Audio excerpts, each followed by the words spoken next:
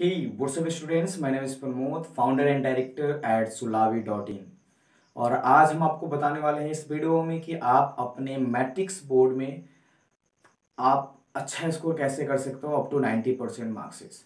उस सारे स्ट्रेटेजी हम इस वीडियो में बताने वाले हैं आपको कि कौन कौन से स्ट्रेटेजी को आप फॉलो करेंगे और इन 3 महीने में एक अच्छा खासा स्कोर हासिल कर सकते हो।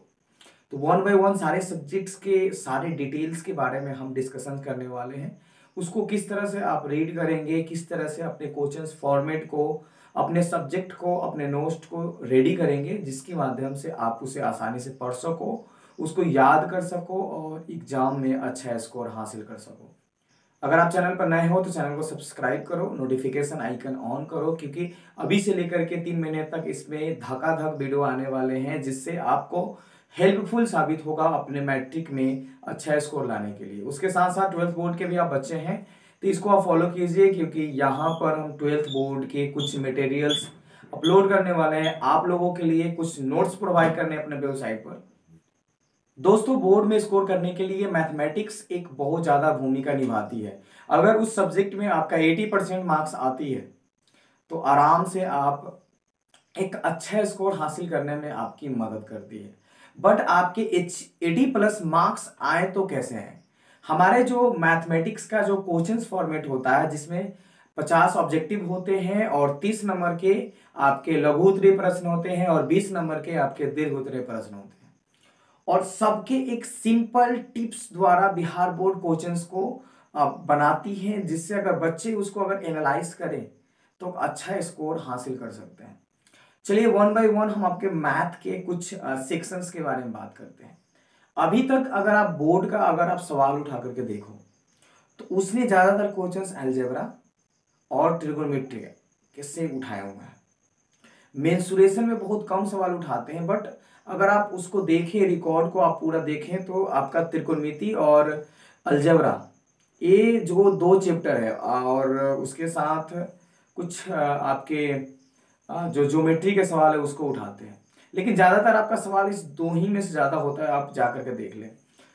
तो अगर आप इस दो जो आपका सब चैप्टर है, इसमें अगर आप पूरी तरह से पकड़ जमा लेते हो तो आप ऑब्जेक्टिव के सवाल को यूं ही फोड़ डालोगे। अब देखो यहाँ पर हम जो सब्जेक्टिव है, जिसमें हम 2 नंबर के सवाल की बात करते हैं, जिसमें सर आपको 15 सवाल के जवाब देने होते हैं और आपको 25 सवाल पूछे जाते हैं, यानी 10 सवाल ज्यादा होते हैं। अब 25 में से आपको 15 सवाल का जवाब देना है।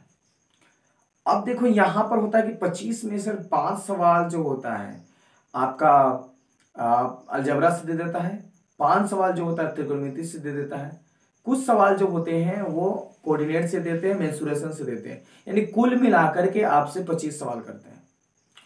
अगर आप देखो तो अगर आप 10 सवाल यानी कि त्रिकोणमिति और अलजेब्रा से जो 10 सवाल हैं उसमें से अगर 8 भी बना लेते हो तो बचे आपके कितने? 7। और 7 सवाल बनाने के लिए आप मेंसुरेशंस के कुछ सवाल को आप फॉर्मूले पूछ देते हैं, यानी मेंसुरेशन के क्या करते हैं, डायरेक्टली फॉर्मूला पूछ दिया कि भाई उसको आप लिख दो कितना होता है। या आपका कर्व सरफेस एरिया, यानी कि जो टोटल संपूर्ण या पारस जो क्षेत्रफल होता है किसी भी शेप का, चाहे आपका बेलन हो चाहे आपका गोला हो, इस चीज के मतलब पूछ देगा। और उसके साथ साथ जो ज्योमेट्री में जो सवाल करता है उसमें आपसे त्रिभुज के बारे में कुछ पूछ दिया। हाँ, ये सारी चीजें मतलब कि इसमें इंक्लूडेड रहते हैं। तो अगर इसको आप एनालाइज करें पूरी तरह से तो मैथ में आप अच्छा स्कोर कर सकते हो। हम 5 नंबर के सवाल को बहुत ज्यादा हम लल्लू समझते हैं, क्योंकि आपको 4 सवाल होते हैं और सबके एक अल्टरनेटिंग होते हैं, यानी कि 8 सवाल आपसे पूछे जाते हैं जिसमें से आपको 4 का जवाब देना है। तो बच्चे को एक तो हाइट एंड डिस्टेंस फिक्स है, एक तो आपका ग्राफ फिक्स है, एक आपके साथ जो परियक्ता है वहां से एक फिक्स है, एक आपका मेंसुरेशन से फिक्स है। 4 सवाल और 4 सवाल कुछ अल्टरनेटिव पूछ दिया। तो बच्चे को अगर पकड़ की बात करें तो वो परियक्ता तो बना लेते हैं, हाइट एंड डिस्टेंस आराम से बना लेंगे, और ग्राफ तो भाई डेफिनेटली बनाना ही बनाना, यानी 3 सवाल आपके पुरकस हो गए पूरी तरह से। एक सवाल कहीं से अगर आप थोड़ा सा और मेहनत कर देते हैं तो आप स्कोर हासिल कर सकते हो। तो ऑन द एवरेज अगर हम मैथ की बात करें तो आप 80% 80 मार्क्स से ज़्यादा ला सकते हो ऑन द 100 में। अब हम लोग चलते हैं साइंस के बारे में। तो साइंस में हमारे 3 बुक्स होते हैं, फिजिक्स, केमिस्ट्री और बायोलॉजी। और आपके फिजिक्स से 27 क्वेश्चंस होते हैं। कुल आपके 20 नंबर का जो प्रैक्टिकल होता है, 80 नंबर में आपको 3 सब्जेक्ट से सवाल करते हैं, जिसमें सर आपका 80 में से 40 ऑब्जेक्टिव होते हैं और 40 सब्जेक्टिव होते हैं। अब 40 ऑब्जेक्टिव की बात करें तो हम आपको असाइनमेंट प्रोवाइड करने वाले हैं। हम अपने इंस्टीट्यूट में सारे बच्चे को हम असाइनमेंट प्रोवाइड करने वाले हैं ऑब्जेक्टिव, और हम रेगुलर बेसिस पर हम क्वेश्चंस को एनालाइज करवाते हैं, बोर्ड पर डिस्कशंस करवाते हैं, याद करवाते हैं एक टूल के माध्यम से। और उस टूल के माध्यम से बच्चे अच्छा खासा मेहनत कर रहे हैं, और ऑब्जेक्टिव यानी जो हम सवाल देते हैं ना बच्चे को, उसमें अगर उससे रिलेटेड अगर कोई भी ऑब्जेक्टिव आ जाता है तो बच्चे उसको एकदम फोड़ डालते हैं पूरी तरह से। यानी कि हमने एक सब्जेक्टिव सवाल उसको बनाने के लिए दिया। जैसे कि हमने उनको दे दिया विद्युत धारा के कुछ सवाल, जिसमें सर आपका जो रेजिस्टेंस कनेक्शंस का है उसमें से कुछ सवाल हो गए, करंट प्रवाहित हो गया, विद्युत मोटर हो गया। ये सारी चीजें हमने इस तरह से उनको बता दिया है ना कि उससे रिलेटेड जितना भी ऑब्जेक्टिव सवाल आते हैं, चाहे एसआई यूनिट हो, चाहे डायमेंशंस हो, चाहे उसका रेजिस्टेंस को जोड़ना हो, चाहे आपके कुछ डिफिनीशंस हो, वो सारी चीजें हम A to Z clear cut वो ऑब्जेक्टिव में एकदम टिक लगाते चले जाते हैं।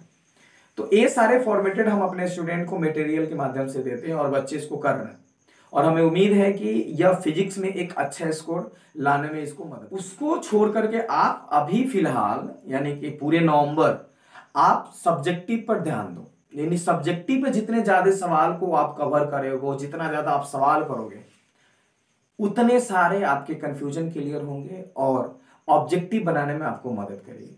तो 20 नंबर का प्रैक्टिकल होता है, जिसमें सर कॉलेज आपको 17 नंबर, 18 नंबर, 19 नंबर दे देते हैं।